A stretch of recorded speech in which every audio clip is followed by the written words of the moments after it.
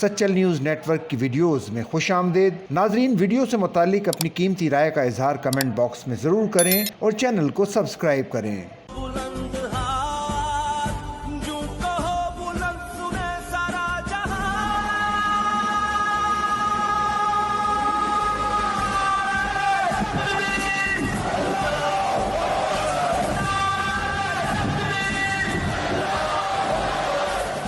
پاکستان زندہ باد۔ D G I S P R lieutenant general Ahmed Sharif Chaudhry نے کہا ہے کہ ہم امن پسند ہیں، امن کو ترجیح دیتے ہیں، ہمارا پہلا انتخاب امن ہے۔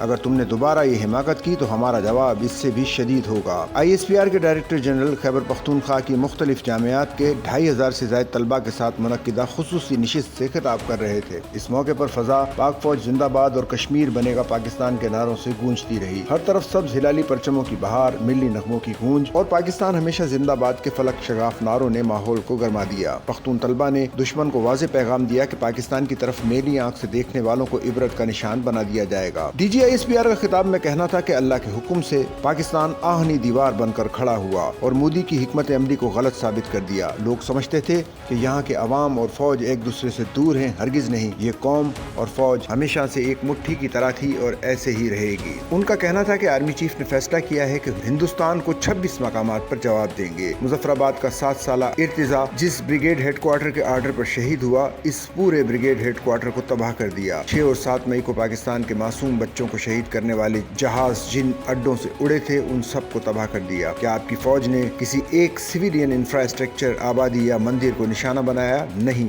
کیونکہ ہم امن پسند ہیں، ہم امن کو ترجیح دیتے ہیں، ہمارا پہلا انتخاب امن ہے۔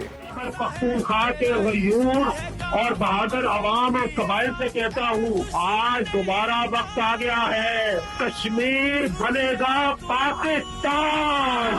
D G I S P R نے دشمن کو خبردار کیا کہ اگر تم نے دوبارہ یہ حماقت کی تو ہمارا جواب اس سے بھی شدید ہوگا۔ پاکستان میں جتنی دہشت گردی ہوتی ہے، چاہے فتنہ خوارج ہو یا بلوچستان میں فتنۃ الہندوستان، اس ایک ایک دہشت گردی اور ایک ایک شہید کے پیچھے ہندوستان کا چہرہ ہے۔ ترجمان پاک فوج نے کہا کہ مساجد کو شہید اور لوگوں کو ذبح کرنے والوں کا اسلام، خیبر پختونخوا، پختون کی روایات سے کوئی تعلق نہیں۔